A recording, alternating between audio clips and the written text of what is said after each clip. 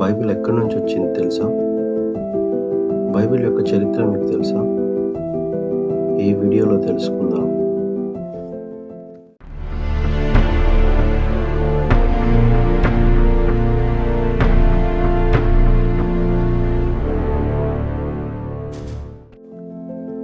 కొంతమంది బైబిల్ పరలోకం నుంచి వచ్చిందని అనుకుంటారు, లేదా యేసుప్రభు ఇచ్చేళ్ళని అనుకుంటారు. కొంతమంది ప్రింటింగ్ ప్రెస్లో ప్రింట్ అయిందని అనుకుంటారు. కానీ అసలు చరిత్ర ఏం చెప్తుంది? ఇప్పుడు మన చేతిలో ఉన్న బైబిల్ అసలు ఎక్కడి నుంచి వచ్చింది? 360 AD అంటే క్రీస్తు మరణించిన 360 సంవత్సరముల తర్వాత అప్పటి పోప్ గారి యొక్క అనుమతితో ద కౌన్సిల్ ఆఫ్ లావోదిసియా వారు మొదటి బైబిల్ యొక్క క్యానన్ని ఆమోదించారు. అప్పుడు సుమారు 300కు పైగా సువార్తలు చాలా రీతులలో రాయబడి ఉన్నాయి. అవన్నీ కూడా ప్రపంచ నలుమూల నుండి సేకరించబడ్డాయి. అయితే అవన్నీ కూడా రాతి పలకల మీద, జంతు చర్మాల మీద, గుడ్డ ముక్కల మీద, చుట్టిన కాగితాల మీద రాయబడి ఉన్నాయి.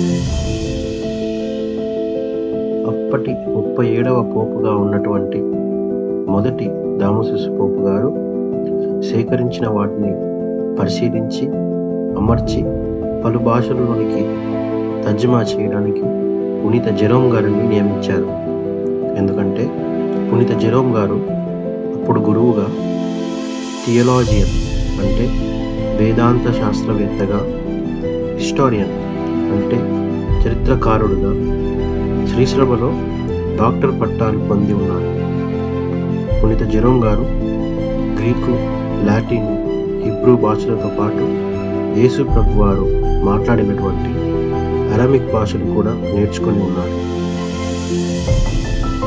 అయితే పునీత జెరోమ్ గారు ఆ పనిని చేయడానికి 30 సంవత్సరాల పాటు జెరూసలేంలోని ఒక కొండ గుహలో నివాసం ఉంటూ పవిత్రాత్మ సహాయంతో హెబ్రూ, గ్రీకు మరియు అరామిక్ భాషలలోని వాటిని అప్పుడు శ్రీసభకు అధికార భాషగా ఉన్నటువంటి లాటిన్ భాషలోకి భాషాంతరీకరించి అనువాదించారు.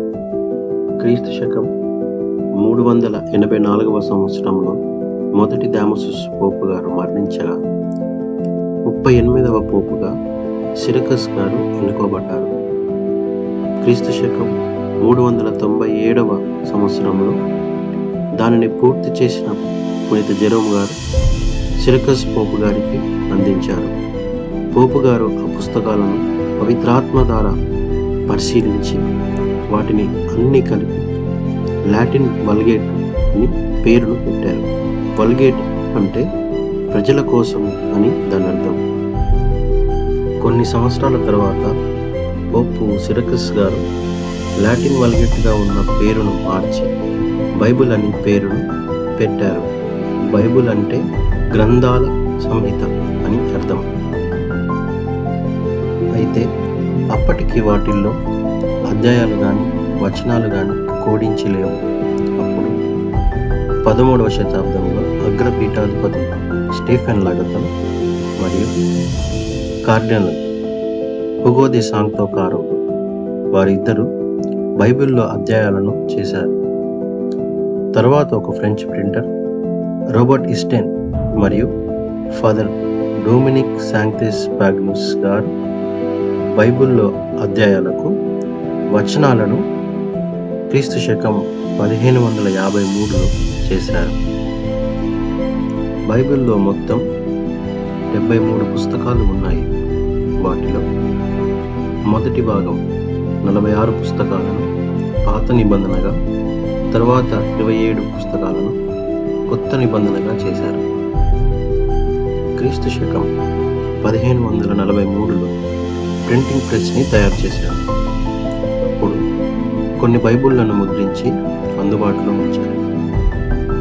గమనించండి, క్రీస్తు శకం 360లో ప్రారంభిస్తే క్రీస్తు శకం 1553లో పూర్తయింది. అంటే 1193 సంవత్సరాల పాటు ఎంతోమంది పునీతుల పుణ్యాత్ముల కష్టం మరియు పవిత్రాత్మ యొక్క అనుగ్రహం ఇప్పుడు మన చేతిలో ఉన్న ఈ బైబిల్.